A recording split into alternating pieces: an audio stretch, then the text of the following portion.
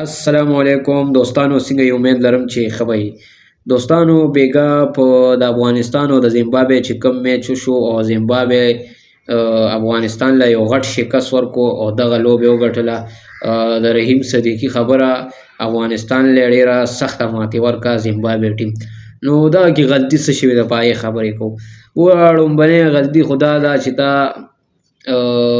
نوین الحق 15 وایډونه وکړه او یو یې پکې نه وکړو. لکه راشد خان له پکار دي چې د یو وایډ وکړو، دوی وکړه، درې وکړه، نو راشه دی لږ دغه کړه، د لاسه کړه، ورته ووایه چې یاره داسې چل دی، بال وکړه یا کر وکړه، خو داسې یا کر وکړه چې دننه وکړه چې وایډ نه شي. دلته لوبه اخره کې لوبه ده، اوس 17 اووري شوي، لوبه سخته ده، سکور مونږ پسې کمیږي. نو وروره دې وایډونه یې څلورو ته ورسول، بیا یې 15 وکړه، پکې 9 بال هم شو، بیا پکې چوکه هم ولګېده. نو میچ اټومیټک افغانستان نه زیمبابوې ته راوړېدو. ګینې میچ افغانستان ټیم ګټلی و، ځکه دا سکور د دغه پیچ چې کم سکور دی نو دا ایوریج سکور 160 دی او دا و 145، دغه 15 سکور فرق و. نو دوستانو بیګا یو دا غلطي شو. بل راشد خان دا غلطي کړې ده چې تا سره فرید ملک تلی دی، تا اغستی دی، تا پې 2 اوورې وکړي، نو ته ووایې خله که نه د اخري اوورې له هغه وباسه که نه، هغه ته ووایه چې راشه هغه هلته ولاړ دی، تا هغه څه له دغه کړی دی. اوس ته د عظمت الله عمرزي ریکارډ وګوره، هغه یې اکر دومره په دغه نشي کولی، او فرید ملک چې دی هغه بونسر ولي، کیدای شي هغه بونسر کړی وی د اخري لاس بال چې پاتې یو بال یو سکور په دې باندې کیدای شي هغه کیچ ویستی وی. نو دلته راشد خان دا غلطي کړې. ګینې افغانستان ټیم صحیح ده، مضبوط ټیم دی، دی له شکست ورکول اسانه خبره نه ده. زیمبابوې هم کمزوری نه، په خپل کور کې هغې تکړه دي. زه دا نه ویم په لوبه کې هار جیت شته، خو د افغانستان ټیم چې دی لکه مطلب بالنګ یې مضبوط دی. ما ویل چې 145 سکور دا به دي خامخا په دې لوبه ګټي، خو نه شوه.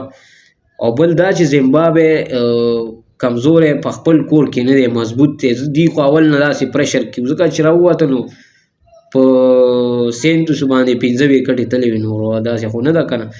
بل دا چې ګوره زیمبابوې په خپل کور کې څوک والي دي، پاکستان، اسټرالیا، انډیا، نیدرلینډ، او ګوره ارلینډ 2021 کې او 22 کې ارلینډ زیمبابوې ته تللی او په دې باندې کلین سیپ کړی او په T20 او ډي آی دواړو کې ارلینډ او پاکستان اوس ورغلی او په دوره.